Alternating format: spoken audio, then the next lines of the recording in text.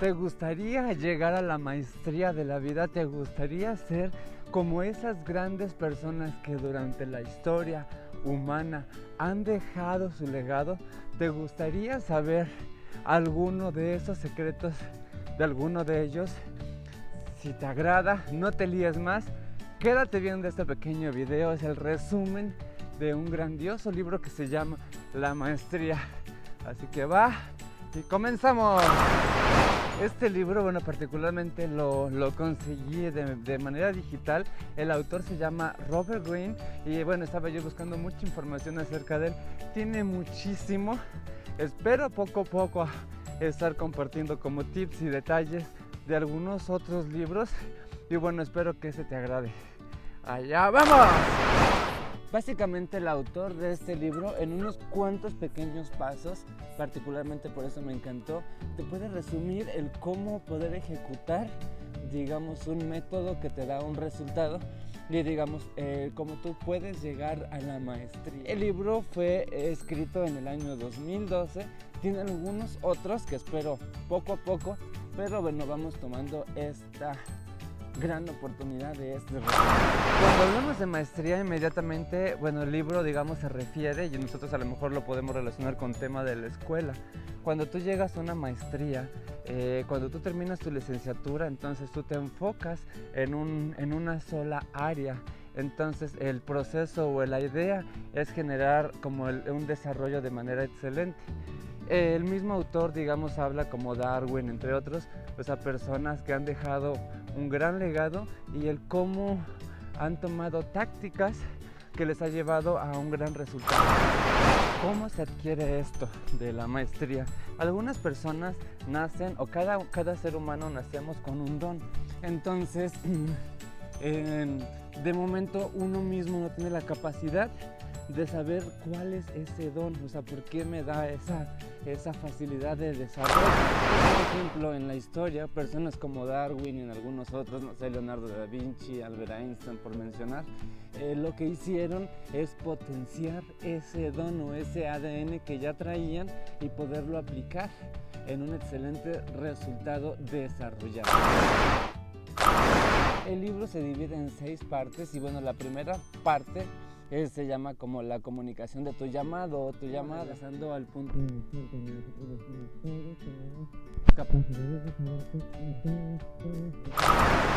tenemos que hacer es saberlas distinguir, seleccionar y desarrollar.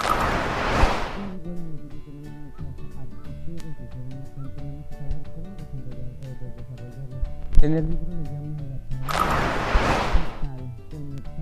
es como si prácticamente tuviéramos que descubrir, explorar, curiosear y darse cuenta de explorar y saber qué es eso en lo que tenemos más posibilidades de desarrollo. En la primera parte del libro habla, bueno, explica un poco acerca de Leonardo da Vinci. Son como si fueran unos ejemplos de cómo es que aplica. Entonces imagínate que, por ejemplo, él sabía un poquito de medicina, de química, de pintura y entre otros, Leonardo da Vinci dedicaba muchísimas horas en explorar esas mismas curiosidades. Entonces, Leonardo da Vinci, al ser una persona muy curiosa y digamos profundizaba todo, que era una de las habilidades que según el autor tenía, entonces él decidió dónde, en qué parte de, ya sabemos, su pintura iba a basar, dónde iba a resaltar, dónde iba a tener una mejor iluminación. O sea, literalmente antes de ser pintado, él ya sabía todo lo que se tenía que explorar antes de proceder. Voy a pintar el ángel y además voy a pintar ciertas flores específicas.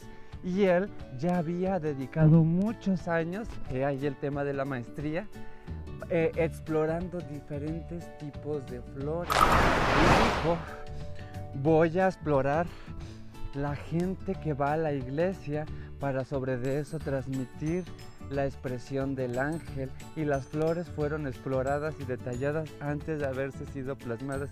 Está increíble cuando tú lo relacionas o tú lo ves de cierta manera, ya que muchas cosas hacemos y realmente no pensamos antes, incluso lo hacemos inmediato, no nos preparamos antes de dar el paso, solamente damos el paso. También dijo, ese ángel va a tener alas y voy a ir al súper o al mercado a conseguir las mejores alas y además yo quiero que sean las mejores alas.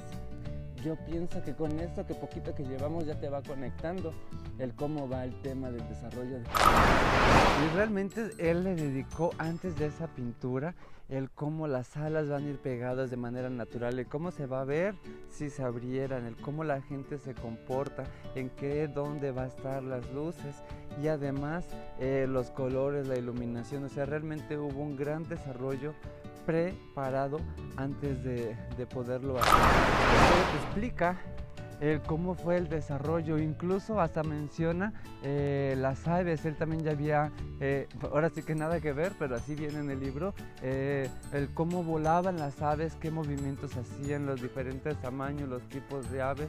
O sea, realmente hubo si esta persona ha quedado en la historia, o sea, realmente se ganó el derecho, no se lo tomó. La tarea vital empieza en explorarnos, en explorar tu llamada y en ser honestos y realmente buscar tu propio enfoque, buscar tu propia cualidad. Por ejemplo, de momento el mismo autor explica que a veces un ejemplo muy común, las personas que nos rodean o nuestros padres, nuestra familia o literalmente nuestro entorno te enfocan hacia algo y a veces tú mismo no quieres, un ejemplo, estudiar medicina o estudiar una ingeniería o estudiar química o no sé, o sea, tú quieres algo diferente y posiblemente que es como una pista de cómo tú lo puedes hacer. Enfoca y piensa qué te gustaba hacer cuando eras más joven o más niño, qué te entretenía y posiblemente por ahí están esas grandes habilidades y que poco a poco tú las vas olvidando o las hemos dejado. Entonces el libro y el autor recomienda que en esas habilidades, enfócate para que sean un balance. Sonará muy irrelevante o muy contraproducente por todo lo que dice, pero el autor menciona que tú debes de enfocarte en el desarrollo de la hora, en tener tus metas, que está bien, pero piensa en el ahora. En el primer capítulo estamos en descubrir nuestro llamado, en aquello que nos interesa más. No pensemos que el premio está en el resultado final. Enfócate en el ahora, y en el ahora y en el hoy, y en el hoy es donde tienes tú que hacer tu desarrollo y desarrollarte. El resultado final, ya cuando llegas a la meta, surge otra meta, entonces por eso enfócate en el ahora. Entonces para esta primera parte también hay estrategias, y la estrategia número 1 dice, enfócate en descubrir aquello que hay. Entonces tenemos que buscar en esta primera parte el diferenciación o la diferencia. Supongamos que yo estudié medicina, entonces yo debo de pensar cuál es mi enfoque en eso que ya me preparé, que obviamente seguimos en lo primero, y supongamos que yo digo, pues yo quisiera ser cirujano plástico, o medicina estética, o cardiólogo. Tú decides. Particularmente, bueno, no porque haya leído este libro, porque son como 400 páginas, hay cosas que yo creo que muchos hacemos, porque a mí me pasó y estoy seguro que a ti también te va a pasar, que de momento hacemos nuestro comunicado y no sabemos, ¿no? A mí siempre me ha gustado los temas de comunicación y hablar hacia la gente e incluso el motivarlas. Aunque yo me dedico a otras áreas y estudio muchas otras áreas porque es como otro tipo de pasión que hago de edutainment, o sea, de educación, entretenimiento. Hay cosas que me gustan como esto que estoy haciendo y el poder comunicar y el poder hacer que generemos un nivel de conciencia y tener una capacidad de transmitir quizá sea parte de mi legado y yo mismo no lo sepa. Es como un ejemplo de cómo tú puedes descubrir esa gran habilidad nata que tú tienes. Entonces recuerda esto, la sensación que tú debes de sentir es que te apasiona, que lo harías gratis, que lo haces por ayudar y porque realmente te da un sentir de bienestar por el hecho de hacerlo. Y si tú buscas algo como resultado, llega solo. El tercer punto que debes de hacer, o el siguiente punto, es pensar por qué lo estás haciendo. ¿Por qué? Por el ego, por el dinero, por algo.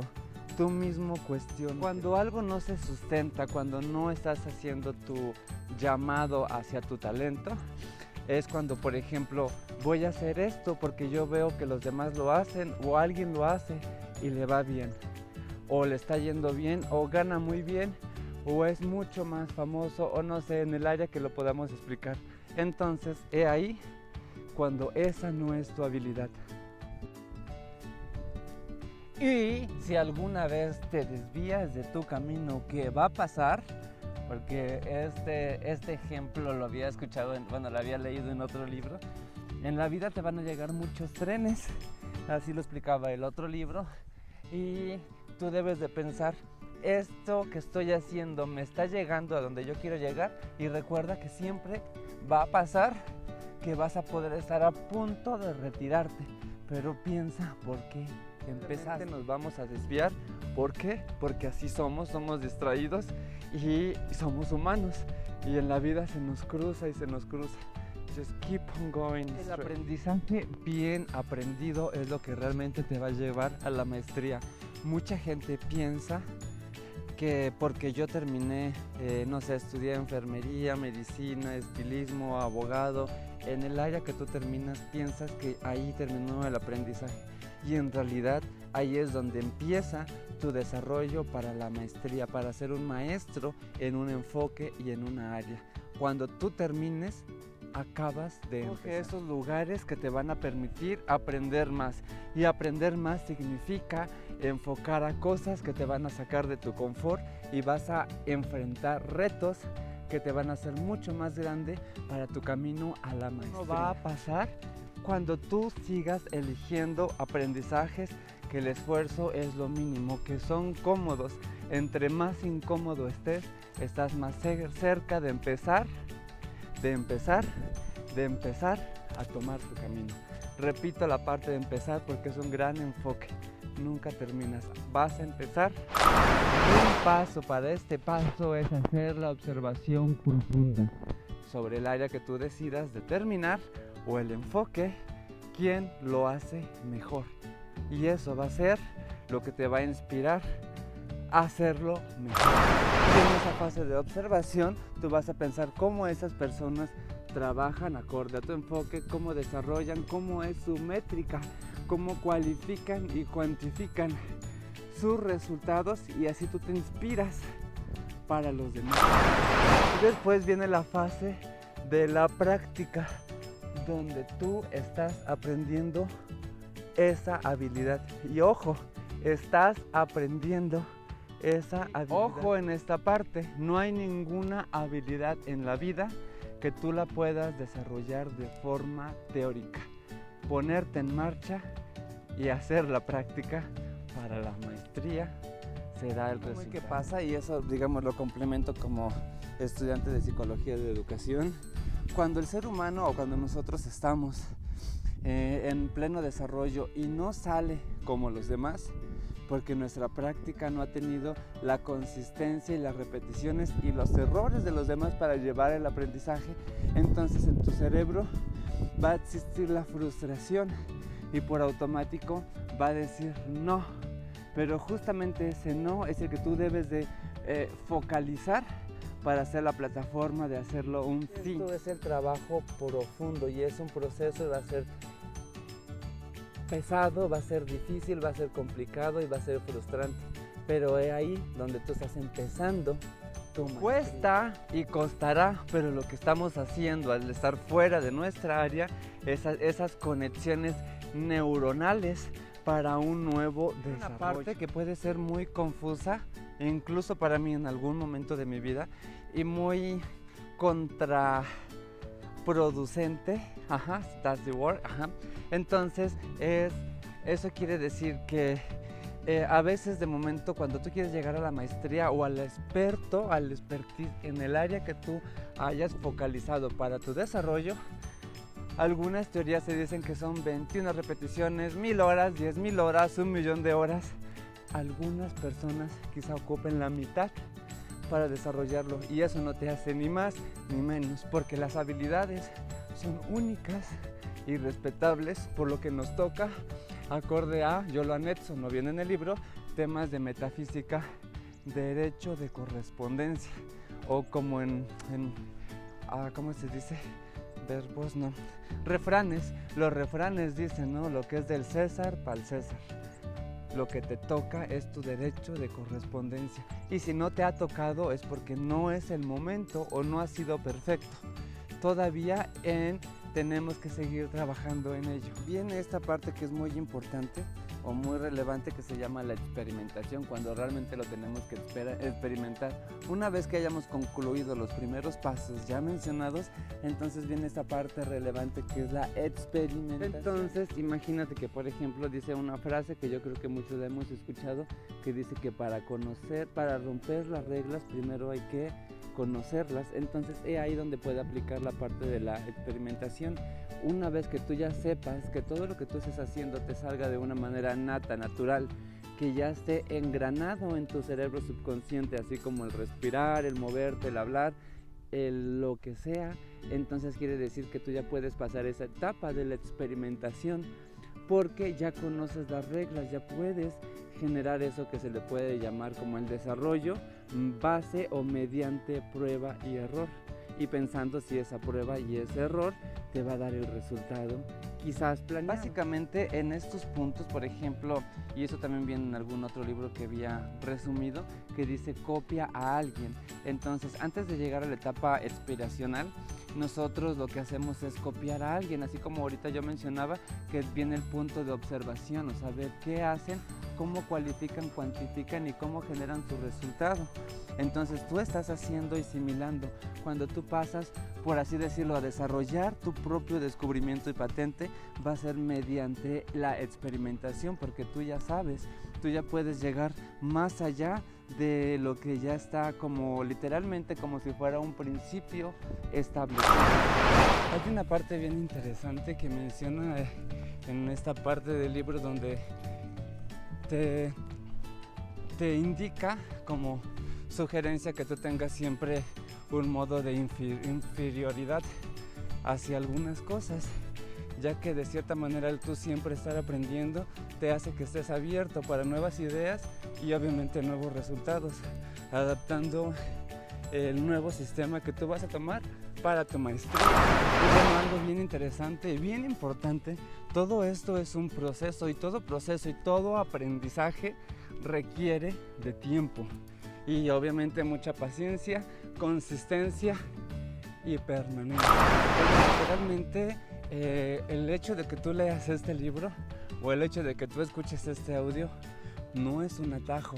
Realmente cada uno de nosotros acorde a nuestras habilidades y nuestro don. Tenemos que tomar, digamos, como puntos de referencia, e incluso en algunos libros que no vienen pero tú puedes copiar a alguien para inspirarte, motivarte. Y como te digo, no es un atajo, pero te puede simplificar algunos pasos. Pero algo muy importante es que en este proceso, en estos pasos o en esta sugerencia de etapa de cambio, acorde al resultado que tú busques, siempre va a haber mucha resistencia por nuestra parte como seres humanos. Siempre va a haber mucho dolor, mucha incomodidad, pero eso te va a hacer mucho más grande. Por ahí vamos a tener nuestro cerebro que va a hacer que regresemos a lo que ya conoce y a lo que es mucho más fácil para nosotros. Eso pasa, imagínate que tienes un muro y eso es lo más difícil que hace la resistencia para que tú hagas ese cambio. Entonces, una vez identificado, tú mismo tienes que tener la capacidad de derribar. Insisto, nada de esto es un atajo. Hay una parte del libro donde menciona donde tú debes de instruirte, debes de educarte y conseguir un mentor. Sigue a alguien, suscríbete con alguien, paga a alguien, inspírate de alguien y esa persona te va a ayudar. ¿Por qué? Porque a lo mejor esa persona ya ha tenido más errores, la vida es prueba y error. Entonces de momento hay cosas que no funcionan y es como cuando se descompone un carro, se tiene que descomponer. ¿Para qué?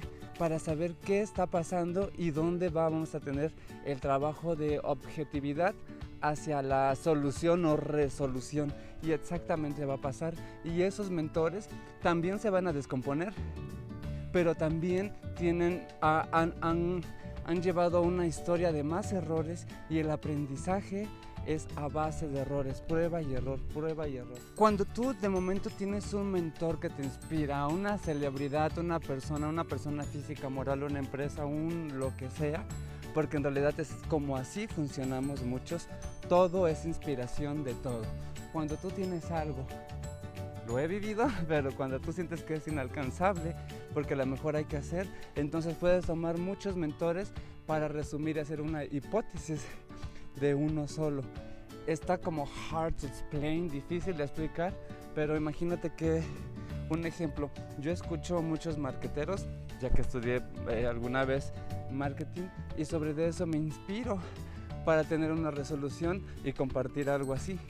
Y alguna vez seguía una persona que hacía, digamos, como temas de psicología y de recursos humanos, y de ahí generé una idea para un resultado.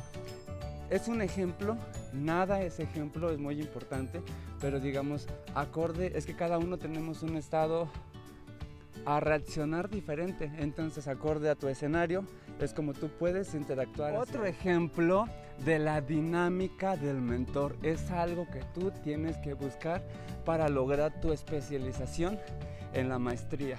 Entonces lo podemos hacer con personas físicas o incluso un libro está plasmado esa persona en pequeños detalles, obviamente no se compara con el presencial, pero te está aportando algo. Es como si tú pagaras una maestría, una especialización en un determinado número de hojas con ideas sustentadas hacia esa persona. ¿Qué puedes buscar en un mentor? Independientemente de mucha inspiración, o sea, digamos, ellos ya tienen como errores previos, y a veces nosotros en casa, ya sea papá, mamá, familia o el entorno en el que hayamos crecido, no tenemos esa inspiración. Entonces es ahí cuando se pueden romper incluso patrones de conducta, porque lo vamos como trascendiendo en cada persona. Entonces lo rompemos cuando tú decides abrirte a un comportamiento a lo mejor generacional, y te abres y el resultado va a ser diferente a los mismos. Otra manera de realizarlo es un mentor tiene que ser tu espejo, según el autor de este libro. Entonces, incluso yo para entenderlo como que no entendía, ¿no? Porque usualmente buscas el espejo como reflejo de ti mismo, pero en realidad, digamos, es reflejo de lo que tú quisieras o tratarías o trabajarías o aportarías o intentarías ser o hacer para generar resultados diferentes. Entonces, por otra parte, es muy importante ser retroalimentado constantemente, ya que de esa manera vas a crecer. A veces cuando tenemos temas de retroalimentación son muy incómodos, y obviamente cada uno genera un comportamiento hacia cómo codificamos una retroalimentación. Puede ser para bien o para mal, o puede ser que sea estorboso en tu pensamiento, pero la idea es que tú vas a encontrar puntos de crecimiento para hacer de ti una mejor persona de cierta manera, y obviamente acortando tu camino hacia el resultado buscado. La idea de un mentor es que nosotros, independientemente de al principio copiar para inspirarte, es que tú superes a ese mentor, que tú puedas implementar. Hablábamos hace un rato de tema de romper las reglas, entonces llega el momento en que tú entiendes el concepto y las reglas se pueden romper una vez entendidas a detalle. Viene el punto que se le llama la estrategia del va y ven. Entonces menciona que tú puedes comunicarle al mentor o a la inspiración cuál es tu estrategia de ida y de regreso, o sea, cuál es tu punto, cuál es tu propósito, o bien mencionando a dónde voy y dónde estoy. El aprendizaje empieza una vez que tú empiezas a poner en práctica eso que has aprendido. ¿Qué quiere decir? Y bien mencionaba casi al principio, imagínate que tú te acabas de graduar, o yo me acabo de graduar, X persona se acaba de graduar. Justo ahí empieza el aprendizaje, y recuerda, puedes leer mucha teoría, pero la práctica hace la excelencia. Tiene una parte muy interesante donde menciona que tú tienes que analizar tu entorno o la gente. ¿Por qué? Porque cada persona va a tener una aportación o va a restar en tu camino. Es como cuando tú quieres llegar a una meta y siempre va a haber muchas piedras en tu camino. Y no es como que sean las piedras en el camino, sino son obstáculos que van a hacer que tú puedas desistir en su defecto si no mentalizas. Entonces, de aquí te paso para que no pase, 7 puntos que menciona como sugerencia. Conocimiento específico es saber dónde va la gente, qué hace la gente, dónde va la gente, cómo piensa la gente, cómo actúa y cómo reacciona. Poner menos atención a las palabras que dice la gente y poner más atención a cómo se mide lo que dicen. Ahí viene, o sea, tienes que, por ejemplo, cómo miran, cómo aprietan, no sé, los labios, la boca, la nariz, la gesticulación, el tono de voz, cómo modelan, cómo actúan, cómo reaccionan. Ese es un enfoque. ¿Y por qué? Porque posiblemente, independientemente de lo que la persona esté diciendo, quizás son señales donde estén transmitiendo nerviosismo, excitación, emoción, llanto, nostalgia. A final de cuentas, el punto D es tú vas a analizar qué es lo que hace de cada persona un ser único, cómo genera los resultados y esos detalles van haciendo, incluso me recuerda a un gran libro que espero algún día echármelo, o sea, ya me lo he leído muchas veces, pero está buenísimo, de Poder sin Límites, de Anthony Robbins, nada más que está así chonchotote y menciona algo parecido, ¿no? Donde cada persona llegamos a tener un ritmo cardíaco acorde a un estado mental y sobre de eso va generando un resultado. Si tú aprendes, para concluir, a diferenciar el estado mental al momento de la palpitación, por así decirlo, cuántica del ser humano, entonces tú pudieses reflejar y tratar de asimilar eso que tú estás objetivando. Y los pecados capitales de esta parte, el primero va a ser la envidia, que es algo que existe en cada uno de los seres humanos, porque somos seres humanos y está engranado en la personalidad individual de cada uno, obviamente hacia diferentes cosas de la misma manera individual de cada uno. Otra verdad capital, o incluso lo pudiese yo explicar como patrón de conducta, es cuando tenemos el conformismo. Pienso que es muy difícil porque nos puede pasar en diferentes áreas, pero es una verdad capital. Entonces, cuando eso pase, cuando tú estés, regresando a tu objetivo, piensa por qué lo estás haciendo, para qué lo estás haciendo y cuánto estás aportando. Y quizás te ayude a mejorar. En la parte del conformismo pienso que es muy difícil porque a nosotros nos engranan muchas cosas desde nuestra niñez.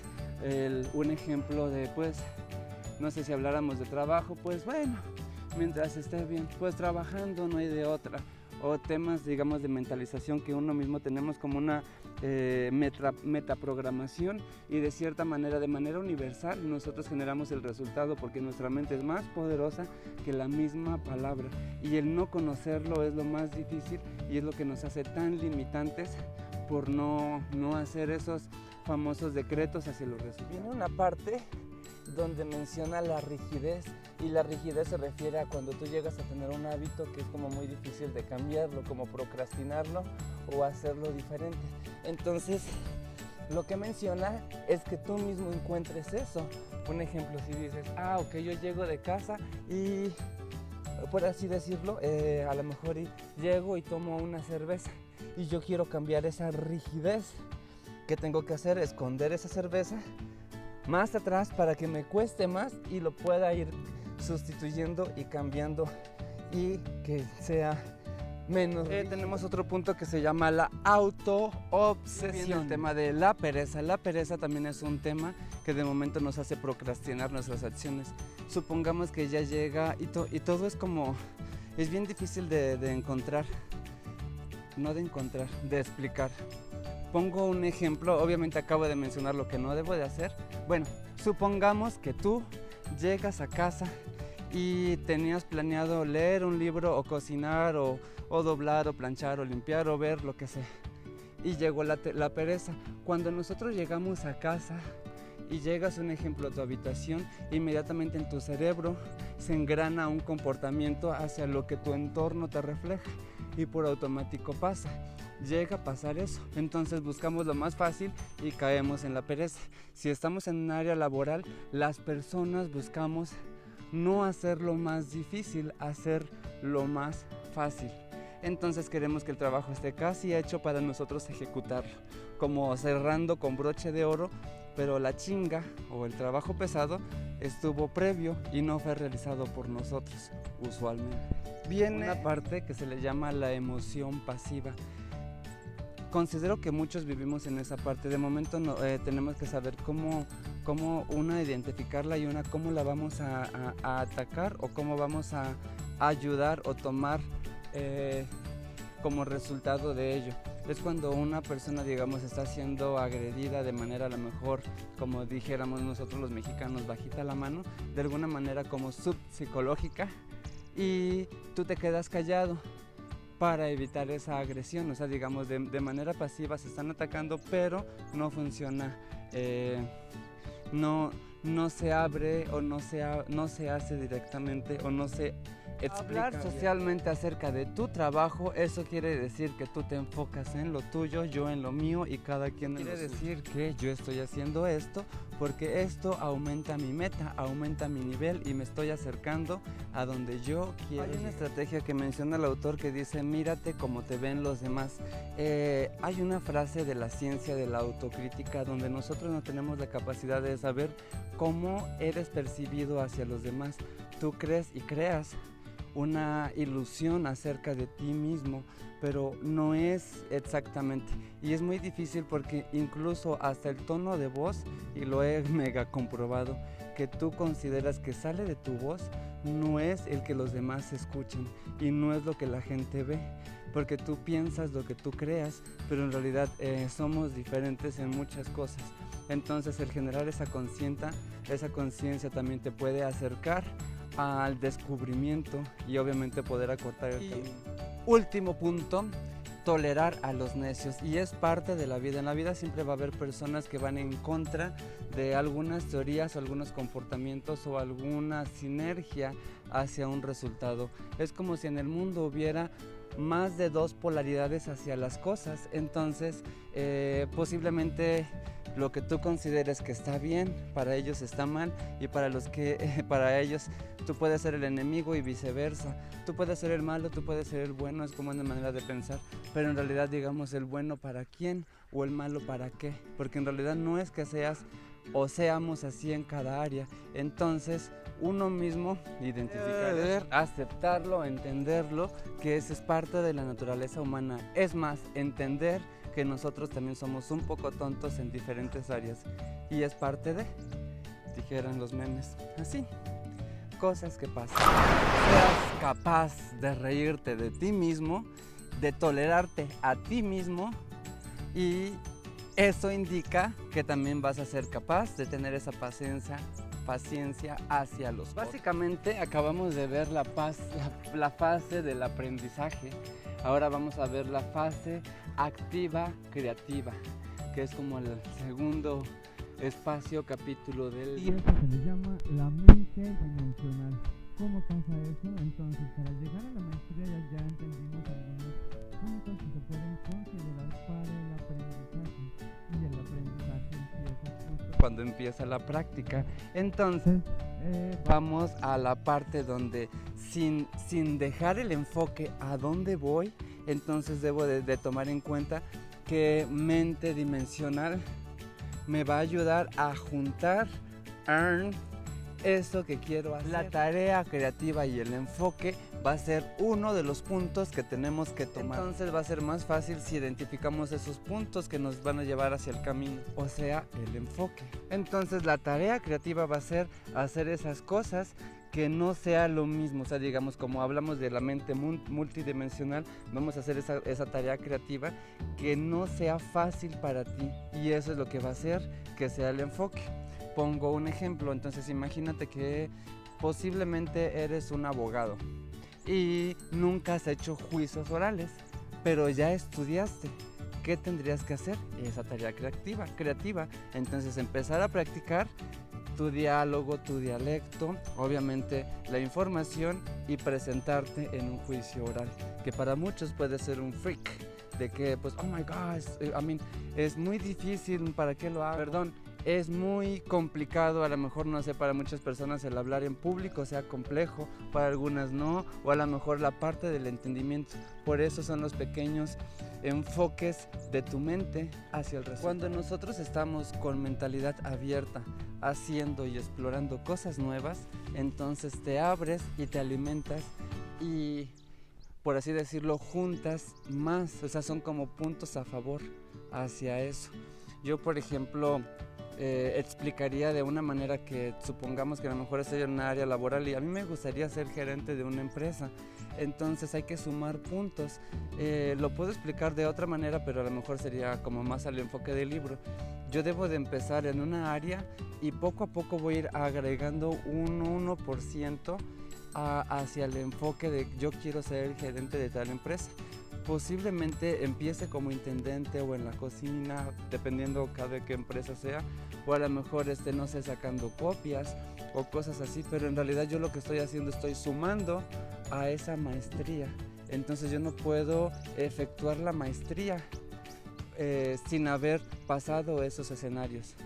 Son como lo que se le llama derecho de correspondencia, ¿no? A veces nos queremos tomar el derecho en lugar de ganarte el derecho. O sea, entonces te sabe más rico cuando tú has sumado pasos en lugar de me hicieron el paro y ahora soy el gerente, que pasa mucho y casualmente en nuestro país es muy dado a ese tipo de comportamiento. Y ahí el tema de la casualidad. Hay cosas que llegan en la vida, bueno, en el tema de la casualidad, muchas veces hay cosas que realmente pasan por casualidad.